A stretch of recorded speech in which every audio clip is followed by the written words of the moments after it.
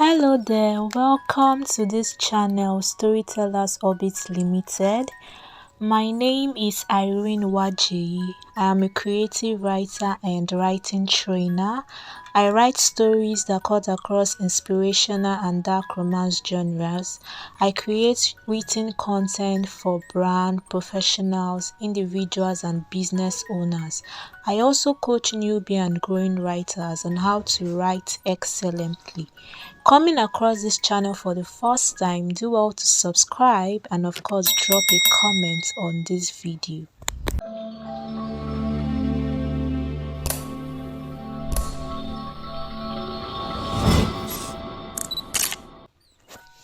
So now let's move on.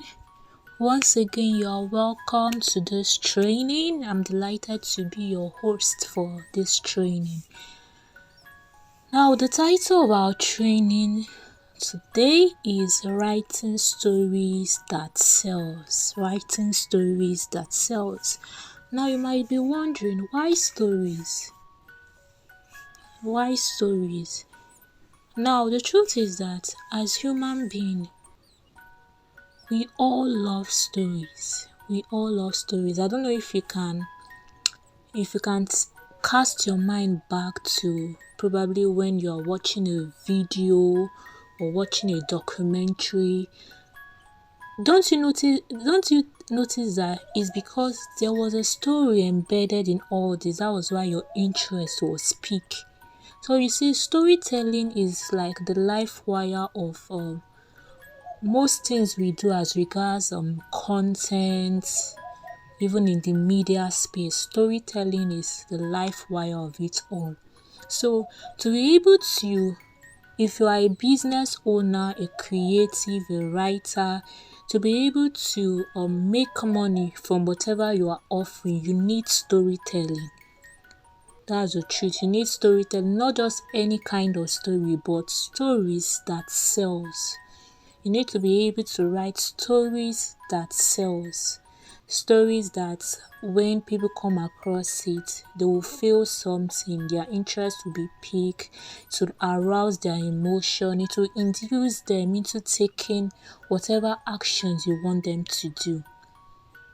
So that's why you need storytelling. You need to be able to write intriguing stories that connect to the emotions of your readers and get them into taking the actions that you want them to do. Hence the reason for this training. So in this training, I'm going to be sharing 7 strategies that will help you in writing stories that sell, stories that will connect to your readers, stories that will keep them at the edge of their seat, stories that will induce them into taking whatever action you want them to do. It could be subscribing to your email list, buying your product or services, buying your book. So you see, storytelling can do a lot of great wonders for you and your business. So just stay tuned. 7 strategies for writing stories that sells. Number 1 is start strong. Now, your opening or the introductory part of your story is very critical because this is what will determine if readers will even read your story or not. So you have to be very mindful of your introductory part, the opening part of your story. You have to be able to write an opening scene that is very intriguing, one that will hook your readers, one that will grab attention immediately, that anyone who immediately opens your story will want to read it, will not want to turn back and go and do something else. We want to continue reading your story. This is what I mean by starting strong. Your opening story has to be intriguing enough to make anyone want to read your story. Now, to start strong in your story, to write a very intriguing beginning, you need to learn how to start at the point where the main action of your story is taking place. Do not start at the very beginning. Now, we don't need you to go on giving us backstory and all. Just go right into the action. Start at the pivotal moment of your story, the inciting incident of your story, that point where you know that it will hook your readers and make them want to read your story. This is what I mean by starting strong. Start at the point where the main action is taking place. Number two is to build suspense and tension in your story. For a story to sell, there needs to be suspense, there needs to be tension. It is not enough for you to just start strong. Starting strong is great, but there has to be something else to sustain your reader's attention. If not, after reading your intriguing beginning and there is nothing for them as they proceed forward with your story, they will just turn back. So you need to be able to sustain that attention you've already created in the beginning in your story, so that they will have enough motivation for them to continue reading your story to the end. Now, this is where building tension in your story comes to play. For a story to sell, for a story to hold readers' attention, for a story to keep them at the edge of their seat, keep them asking questions, keep them wanting to know more, keep them seeking answers, there needs to be some sort of suspense and tension in that story.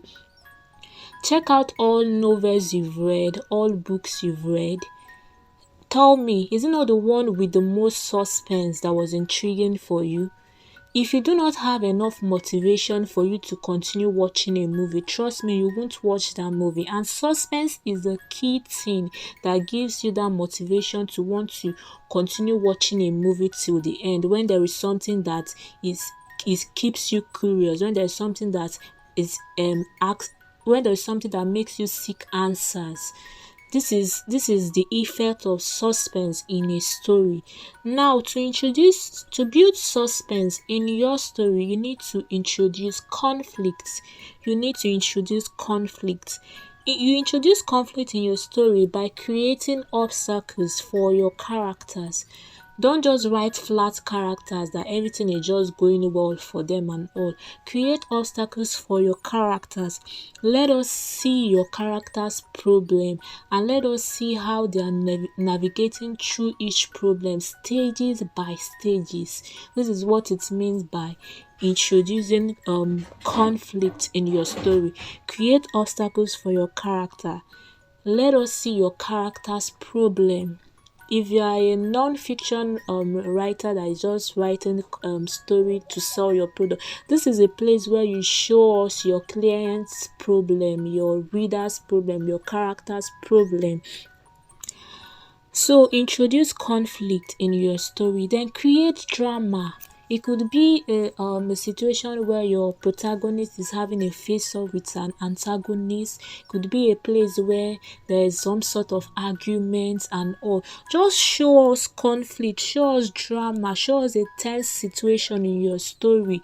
This is what building suspense and tension in your story means. Then another way to build tension in your story is by withholding information. Do not just give us all information in your story. Withhold some sensitive information in your story that will keep readers asking questions like, okay, what's going on? What's happening? What's next? How is the character going to surmount this challenge? What is going to happen next? Withhold information until the last possible moment. Don't just throw all the details of your story once like that. Withhold some sensitive information in your story until the very end. This is what will keep readers hooked and emotionally invested in your story.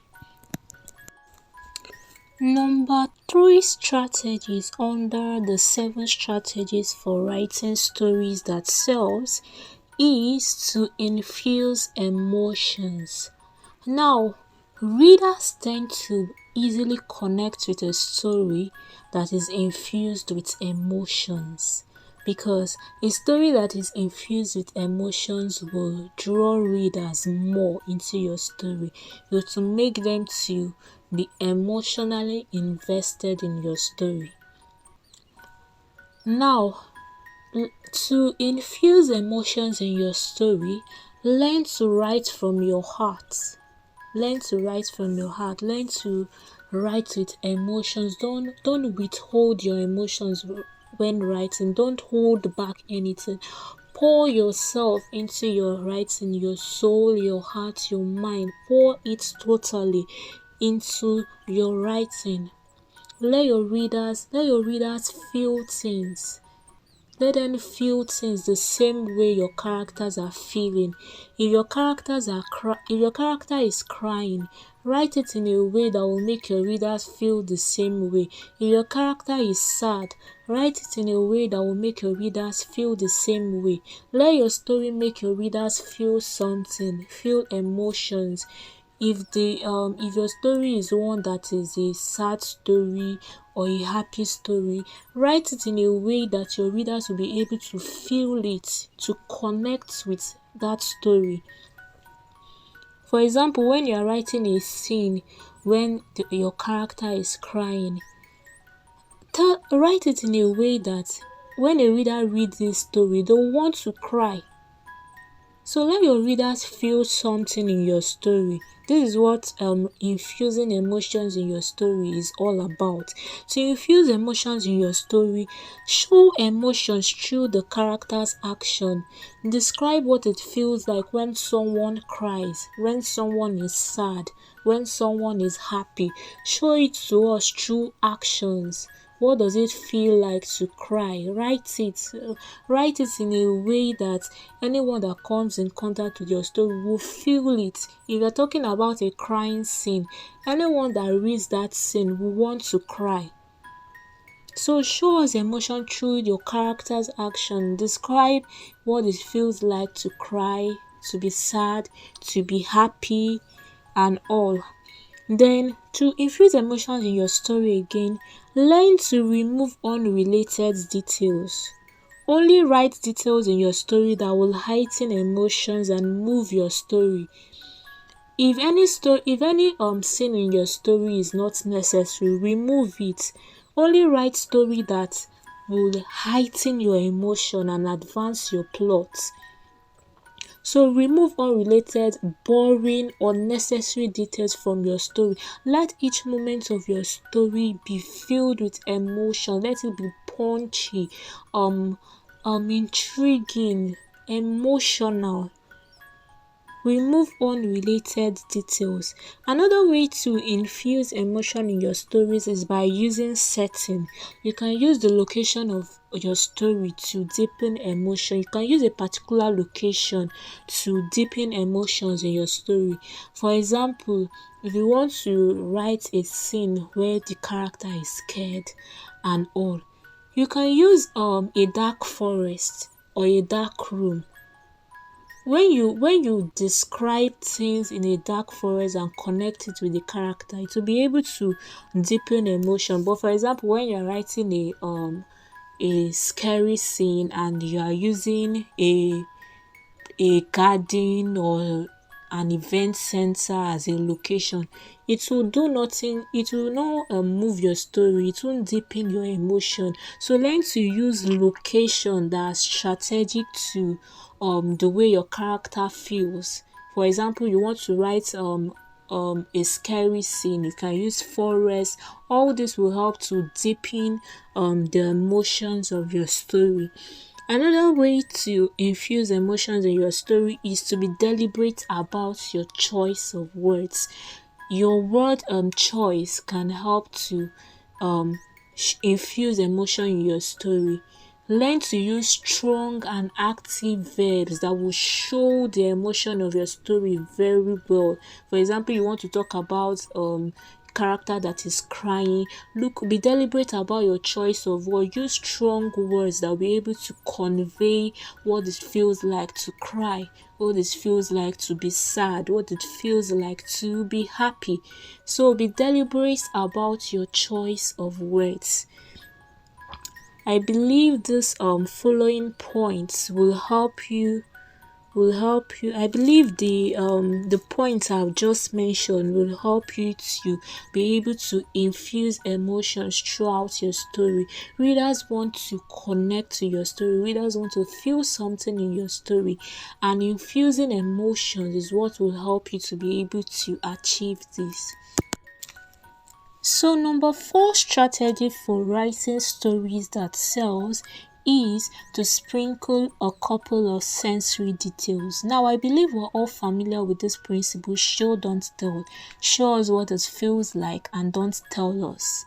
So this is what sensory details is about: showing us what things look like, feels like, smells like, tastes like, sound like to your character using the 5 senses. So sometimes you have to show us this thing. You don't have to include um you don't have to include every sensory details in every single moment of your story, but sometimes it's necessary for you to describe things to us, show us what it feels like, what some certain thing looks like to your character, what it feels like, what it tastes like, through writing. So learn to describe things using the 5 senses: your eyes, your nose, your mouth, your hands. What does it feel like to your character? What does it taste like? Let your readers be able to feel things the same way your readers are feeling them. Let them be able to see things the same way your characters are seeing them. So this is what sprinkling a couple of sensory details is. Learn to describe things using the 5 senses. Number 5 is to keep it simple. Learn to use simple words and simple sentences that make your story easy to read and easy to understand.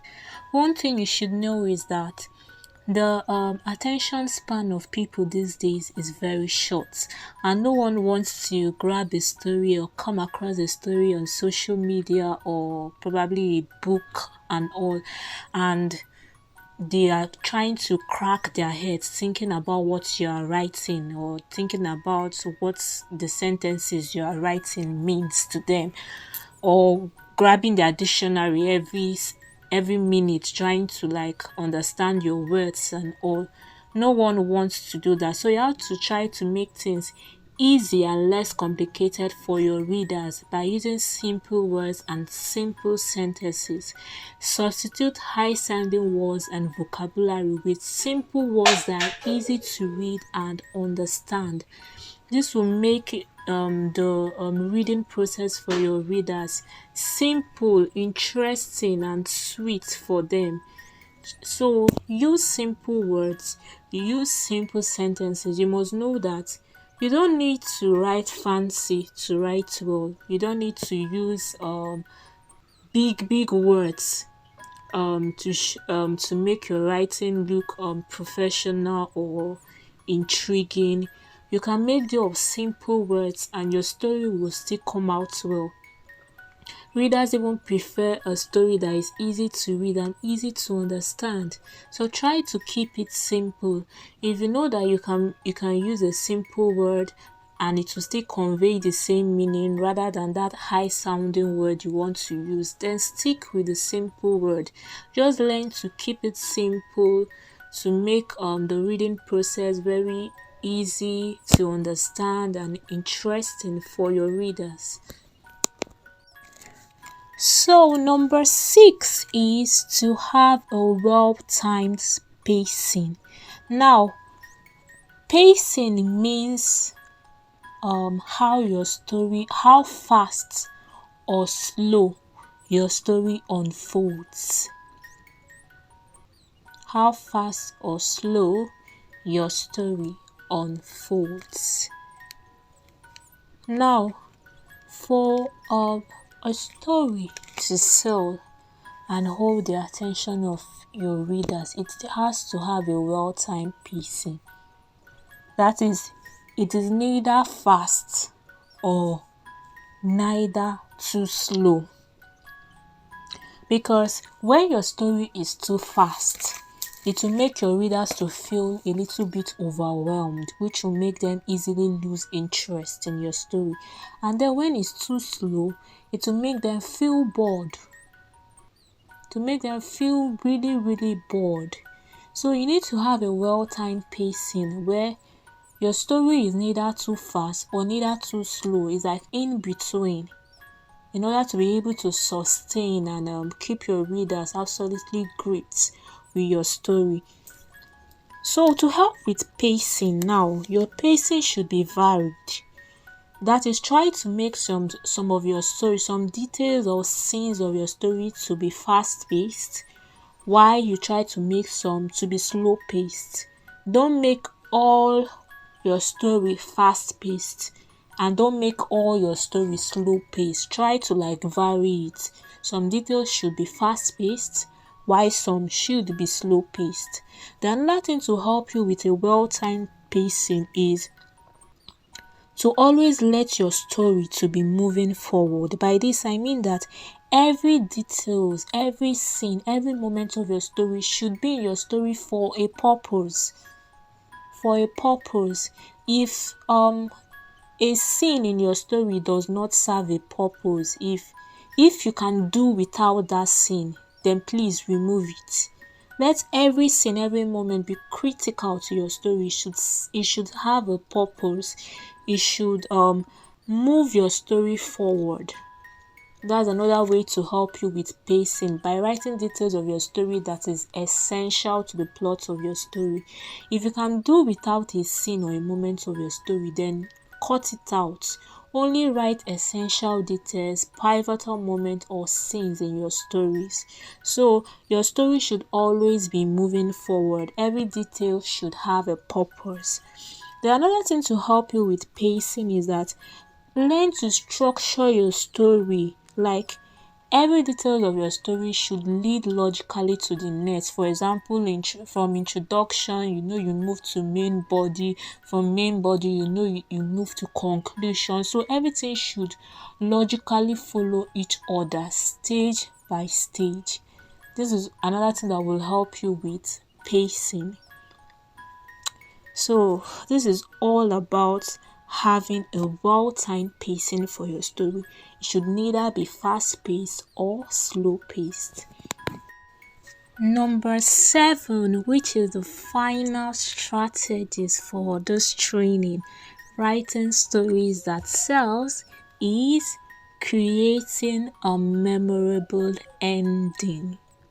Now, you have to be able to write an ending that is satisfying and leave a lasting impression in the hearts of your readers. Now, this is the place where you will have to tie up all loose ends in your story. For example, if you've been able to build suspense by withholding information in your story, this is a place where you have to provide answers, provide all the information, provide all the answers to the questions that would have been hanging in the hearts of your readers reading your story. So like, this is a place where you have to tie up all loose ends, solve the all curiosity you would have created, provide answers to all questions you would have created through your suspense, your every scene of your story and all. So the main purpose of your ending is to make sure that you do not leave your readers hanging and thinking of what next, or maybe after reading your story they're like, okay, what just happened? I don't understand. How did we come here? How did the characters solve this issue? So you do not want to leave them hanging or leave them with questions. So this is a place where you provide answers to all the questions. If there's anything you want them to take next, any action you want them to take next after reading your story, this is a place where you state everything. So make sure that your ending is satisfying. It provides a sense of closure to your readers. Make sure that your ending provides a sense of closure to your readers. Do not leave them hanging. So this is all about creating a memorable ending for your story. Write a story that is very memorable, one that write an ending that is very memorable, one that strikes a chord in the heart of your readers. So we finally come to the end of this training. I've succeeded in sharing the 7 strategies you can use for writing stories that sells. Now I trust you got value from this. And if you did, please do well to drop a feedback, and don't forget to subscribe to this channel and turn on the bell notification button to always get notifications about our future training. Thank you very much.